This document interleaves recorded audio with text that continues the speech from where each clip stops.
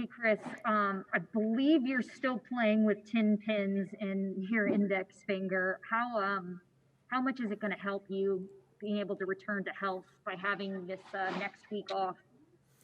Um, Honestly, I think anytime you're able to get a week off, I think the bye week is really huge for not just me, but for everyone. It'll give me an extra week to let my finger heal some more, and just like let my whole body get back.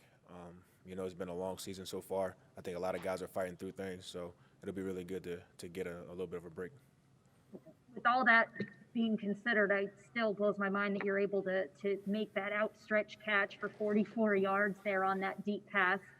It seemed like the deep ball was working a lot better for you guys in the second half. Really, even just your synergy as an offense overall. What changed there?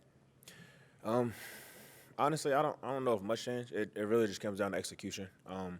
We have to do a better job in the first half of just executing, all the way around. We got to play complementary football.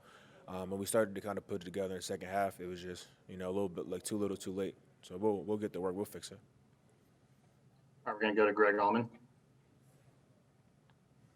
Chris, I'm sorry to ask again, but about the slow start, one first down in the first four drives tonight.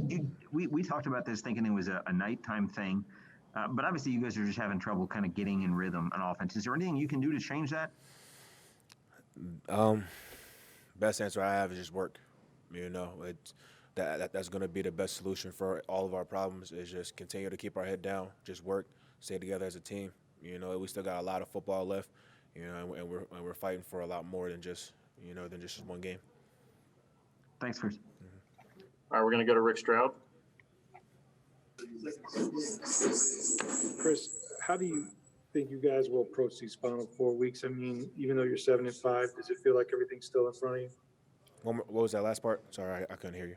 Even though you're 7-5 as a football team, do you guys still feel like everything is still in front of you? You can control what happens? Yeah, we definitely feel like that. We understand, where we are as a team. We also understand where we can be. We're still learning each other. We're still growing as a unit. You see spurts of it. We just have to be more consistent. With 4 games left, there's endless possibilities. So we're optimistic about the future, and we're going to work towards that. All right, we're going to go over to Sarah Walsh. Hey, Chris, obviously it's a different time in our country right now with this pandemic. How does that change the bye week and what you're doing this week, if at all? Yeah, it definitely changes the bye week. I think, whereas guys would normally get out of town, obviously we can't do that.